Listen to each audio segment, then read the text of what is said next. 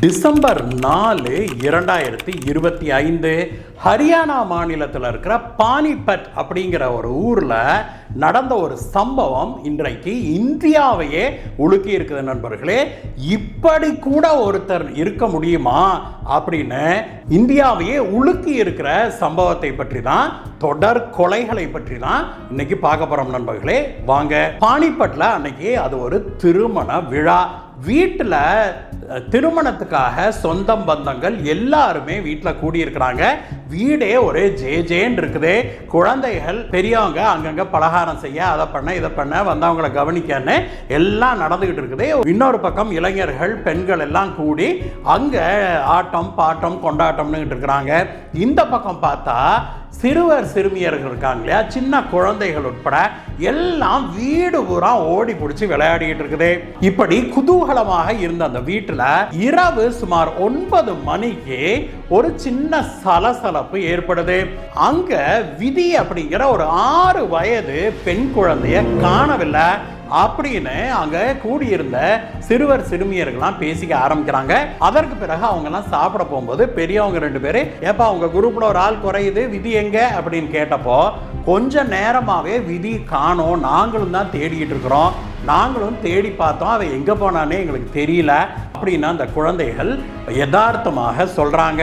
சரி சரி நீங்க உட்கார்ந்து சாப்பிடுங்க அப்படின்னு சொன்னவங்க விதியோட அம்மா கிட்ட, ஏமா உன் பொண்ணை காணாமே, உன் பொண்ணை போய் கூட்டியா போ, எங்க உட்கார்ந்துருக்கிறான்னு தெரியல, இந்த பொடுசுகளுக்கெல்லாம் ஒளிஞ்சு விளையாடுறதே வேலையாகி போச்சு, எங்க தான் போய் ஒளியுங்களோ தெரியல, நம்மளால கண்டே பிடிக்க முடியறதில்ல அப்படின்னு அவங்க சொல்ல, விதியோட அம்மா இங்க தான் இருப்பா, எங்க போயிட போறா அப்படின்னு சொல்லி வீட்டுக்குள்ள போய் தேட ஆரம்பிக்கிறாங்க. வீட்டுக்குள்ள போய் தேடினவங்க அங்க எல்லாம் காணாங்க அப்படின்ட்டு வெளியில வந்தவங்க மறுபடியும் அந்த சாப்பிட்டுக்கிட்டு இருந்த அந்த சிறுவர் சிறுமியர்கிட்ட கேட்குறாங்க, ஏமா உங்க கூட தானே இருந்தா விதி, எங்க போனா அப்படின்னு கேட்டப்போ, எங்க கூட தான் விளையாடிட்டு இருந்தா, சாயங்காலம் ஒரு 4 மணி வரைக்கும் எங்க கூட தான் இருந்தா, அதுக்கப்புறம் எங்க போனானே எங்களுக்கு தெரியல அப்படின்னு சொல்லி சொல்றாங்க. விதியுடைய தாயார் கொஞ்சம் டென்ஷன் ஆக ஆரம்பிக்கிறாங்க. அவங்க மட்டுமல்ல, அங்க கூடியிருந்த வேறு சில பெண்களும் அந்த இளைஞர்கள் இருந்தாங்களே அவங்கள கூப்பிட்டு, ஏப்பா அந்த விதியை காணாமமா போய் தேடுங்க வாங்க அப்படின்னு சொல்ல, இளைஞர்களும் அந்த பெண்களும் கூட வீட்டில் ஆங்காங்கே போய் ரூம்ல வெளியில அப்படின்னு சொல்லி தேட ஆரம்பிக்கிறாங்க. ஒரு சில நிமிடங்கள்லேயே வீட்டுக்குள்ள விதி இல்லை அப்படின்னு சொல்லி அவங்க வந்து சொல்லவே பயங்கர டென்ஷன் ஆகுது அந்த என்விரான்மெண்ட்டே. உடனடியாக விதியுடைய அம்மா அவங்களுடைய கணவர், அவர் வெளியில போயிருந்திருக்கிறாரு, அவருக்கு ஃபோன் பண்ணி சொல்றாங்க. அவரும் நல்லா தேடுங்க, எங்க போயிருக்க போறா, வீட்டுக்குள்ள தானே இருப்பா, தேடுங்க அப்படின்னு சொல்லிட்டு, நானும் இதான் கிளம்பி வர்றேன் அப்படின்னு சொல்லிட்டு அவரும் கிளம்பி வர ஆரம்பிக்கிறாரு. இளைஞர்கள் கூடியிருந்தாங்க இல்லையா, அவங்க வந்து என்ன பண்ணுறாங்க, வீட்டுக்கு வெளியில் எங்காலும் போய் விளையாடி இருப்பாலோ அப்படின்னு அந்த தெரு அக்கம் பக்கத்து தெருவெல்லாம் போய் தேட ஆரம்பிக்கிறாங்க.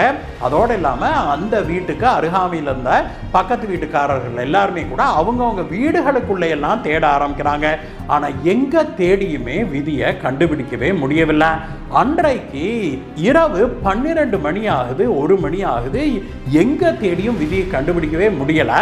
சரி போலீஸ் ஸ்டேஷனுக்கு போய் போலீஸ் கம்ப்ளைண்டாவது கொடுக்கலாம் அப்படின்னு பேச்சு ஆரம்பிக்குது.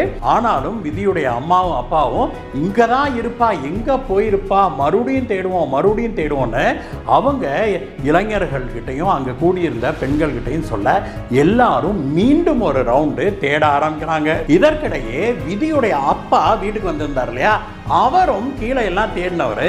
சரி மேலே யார் இருக்கிறா அப்படின்னு கேட்டப்ப, மேலே எல்லாம் யாருமே போகலைங்க, மேலே சும்மா பூட்டி தான் வச்சிருக்கிறோம் நாங்கள் அப்படின்னு சொல்லி அந்த கல்யாணக்காரங்க சொல்கிறாங்க.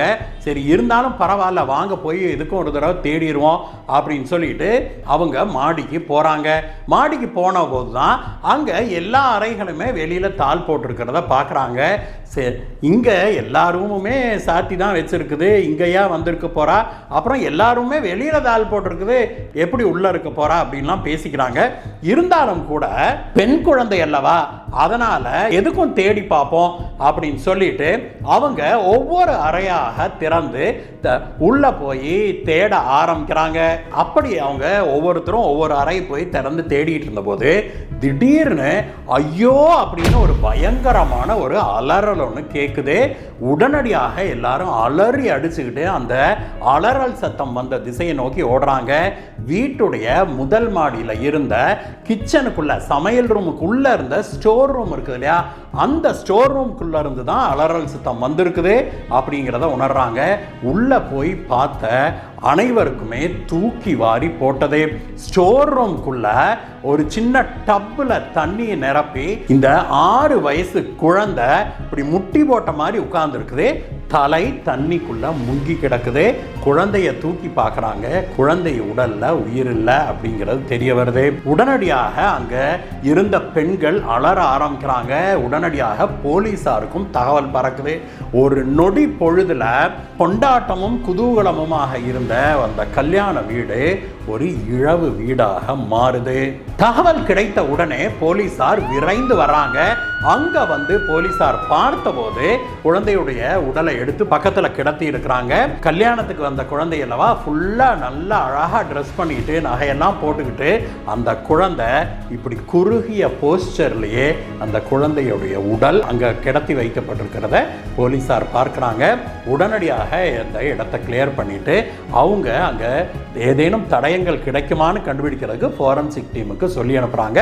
அதே சமயத்தில் அந்த கல்யாண வீட்டில் இருந்த எல்லாரையுமே, பெரியவங்க சின்னவங்க குழந்தைகள் இளைஞர்கள்னு எந்த பாகுபாடும் இல்லாமல் அனைவரையும் ஒரு பக்கமாக திரட்டி அவங்க கிட்ட விசாரணையை தொடங்குறாங்க. முதல்ல அந்த குழந்தையோட விளையாடி கொண்டிருந்த குழந்தைகள் இருக்காங்க இல்லையா, அவங்க கிட்ட கூப்பிட்டு விசாரிக்கிறாங்க போலீஸ்காரங்க. அந்த குழந்தைங்க எங்க கூட தான் விளையாடிட்டு இருந்தா, எப்போ அவன் மேலே வந்தானே எங்களுக்கு தெரியல அப்படிங்கிறாங்க.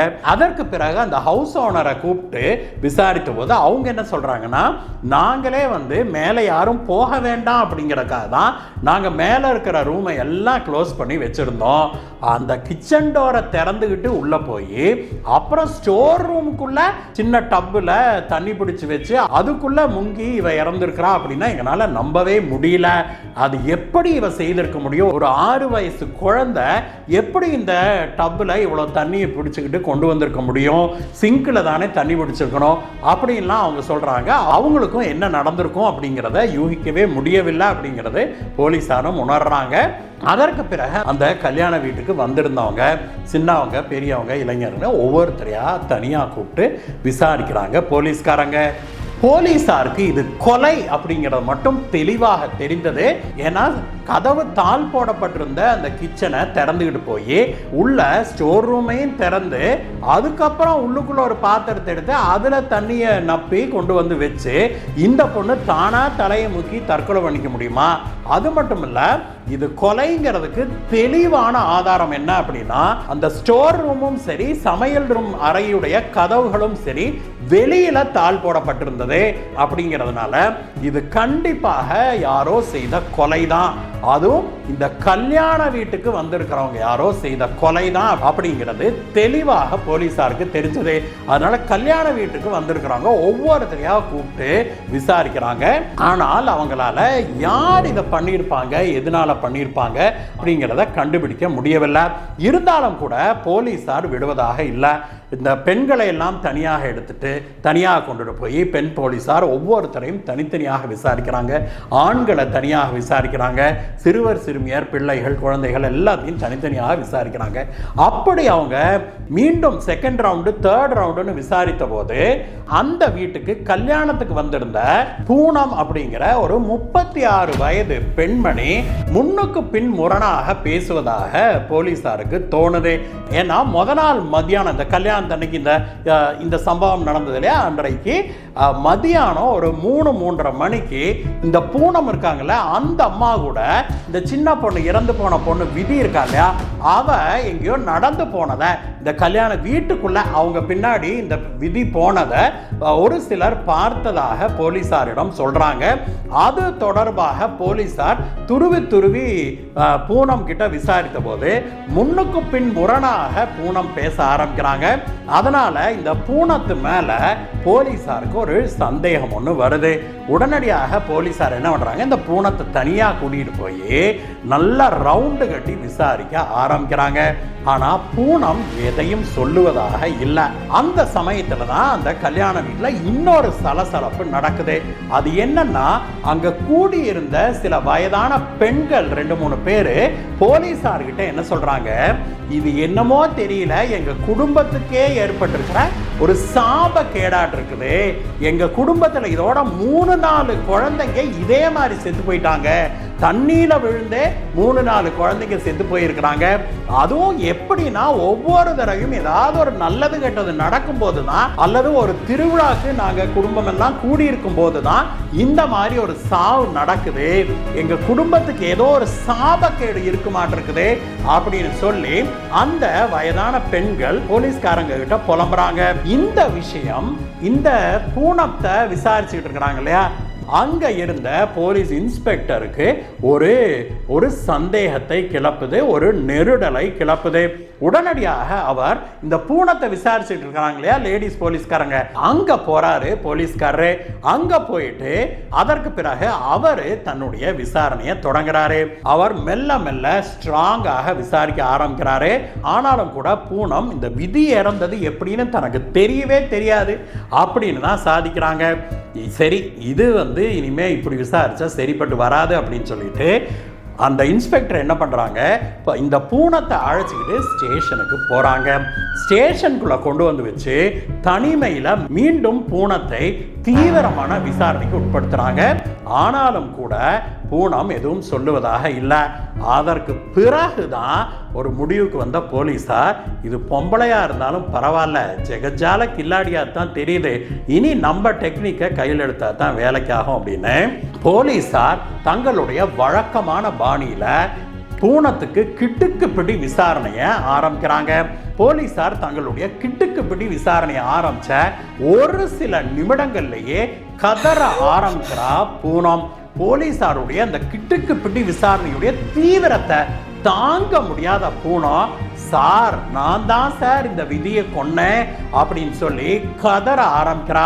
சரி, நீ நடந்ததை சொல்லு அப்படின்னு சொன்ன போது போலீசார்கிட்ட இவ என்ன சொல்றா, சார் அந்த பொண்ணு கீழே விளையாடிக்கிட்டு தான் இருந்தது, அவ என்னுடைய மகளை விட அவ அழகா இருக்கிற மாதிரி எனக்கு தோணுச்சு, அது எனக்கு பிடிக்கல, அதனால அவ இந்த பூமியில இருக்கக்கூடாது அப்படின்னு ஒரு முடிவுக்கு வந்தேன், என்னுடைய பெண் தான் எல்லாத்த விட அழகா இருக்கணும் அப்படின்னு சொல்லி நான் ஒரு முடிவுக்கு வந்தேங்க சார் அப்படின்னு சொல்லி இந்த பூனம் சொல்லுது.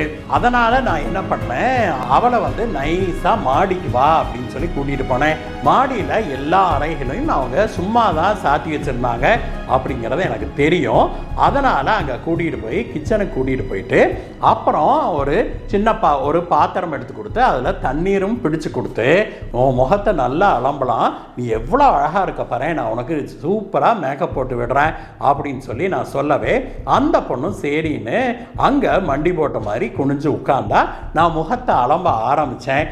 அப்படியே வலது கையில தண்ணி எடுத்து அவ முகத்தை அலம்பிக்கிட்டு இருந்தா. அதே சமயத்துல என்னுடைய இடது கையை எடுத்து அவ புடனியில வச்சு அப்படியே தலைய கீழே அமுக்கினேன். அந்த பாத்திரத்துக்குள்ள தண்ணிக்குள்ள முங்குனா சார். அவ முகம் முழுவதும் தண்ணிக்குள்ள முங்குனதுனால கத்த முடியல, ஆனா கைய காலை பயங்கரமா உதற ஆரம்பிச்சா.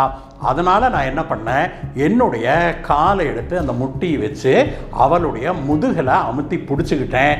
அதனால அவ கால்களை அசைக்க கூட முடியல, கையை மட்டும் இப்படின்னு ஆட்டிக்கிட்டு இருந்தா. ஒரு சில நிமிடங்கள்ல அவ மூச்சு நின்று போச்சு. அப்படியே விட்டுட்டு ஸ்டோர் ரூமை தாள் போட்டுட்டு வெளியில கிச்சனுக்குள்ள கிச்சன் அறையையும் தாள் போட்டு வந்துட்டேன் சார் அப்படின்னு சொல்லி சொல்றா. அவ சொன்னதை கேட்டு போலீசாருக்கு தூக்கி வாரி போட்டது. ஆனாலும் அந்த போலீஸ் இன்ஸ்பெக்டர் அவளை விடுவதாக இல்லை. ஏன்னா இதே போல மேலும் 2-3 சம்பவம் இந்த குடும்பத்துக்குள்ளேயே நடந்திருக்குது அப்படின்னு சொல்லி அவங்க சொன்னாங்க இல்லையா, அந்த வயதான பாட்டிகள் சொல்லி அழுதாங்க இல்லையா, அதை மனசுல வச்சுக்கிட்டு பூனத்துக்கிட்ட இதுதான் நீ தடவை பண்ணியா, இதுக்கு முன்னாடியே ஏதாவது இதே மாதிரி பண்ணிருக்கியா அப்படின்னு கேட்டபோது அவ இல்லவே இல்லைன்றான். அதுக்கப்புறம் போலீசார் மீண்டும் அவளுக்கு கிட்டுக்கு பிடி விசாரணை ட்ரீட்மெண்ட்டை ஆரம்பிக்கிறாங்க. மீண்டும் அவ கதற ஆரம்பிக்கிறா, சார் இது எனக்கு கொலை இல்லை சார், இதே மாதிரி மேலும் 3 குழந்தைகளை கொண்டிருக்கிறேன் சார் அப்படின்னு சொல்லி கதற ஆரம்பிக்கிறா. விதி இவளுடைய 4வது கொலை அப்படிங்கிறத உணர்ந்த உடனே அங்க கூடியிருந்த போலீசார்லாம் அதிர்ந்து போறாங்க. இந்த பொம்பளைய பார்த்தா பச்சை பிள்ளையாடு இருக்கிறா, இவனா இத்தனை கொலை செஞ்சா அப்படின்னு போலீசார் அதிர்ந்து போறாங்க. அதற்கு அடுத்தது தான் அதை விட பெரிய அதிர்ச்சி வந்தது அவங்களுக்கு.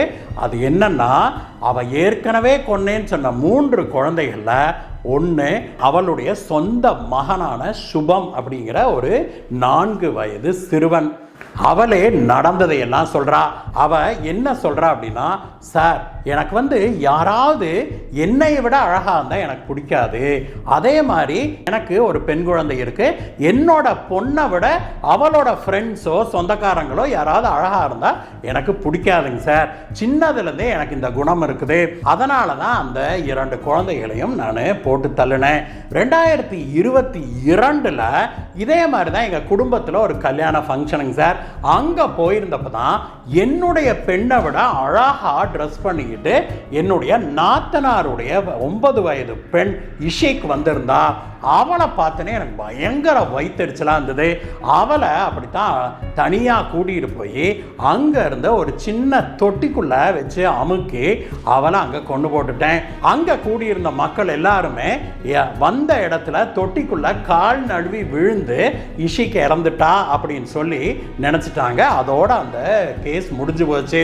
அதற்கு பிறகு 2023 இதே மாதிரி எங்கள் குடும்ப ஃபங்க்ஷன் தான் சார். அங்கே போயிருந்தப்போ இதே மாதிரி தான் என்னுடைய பொண்ணை விட அழகா ஒருத்தி சுற்றிக்கிட்டு இருந்தா.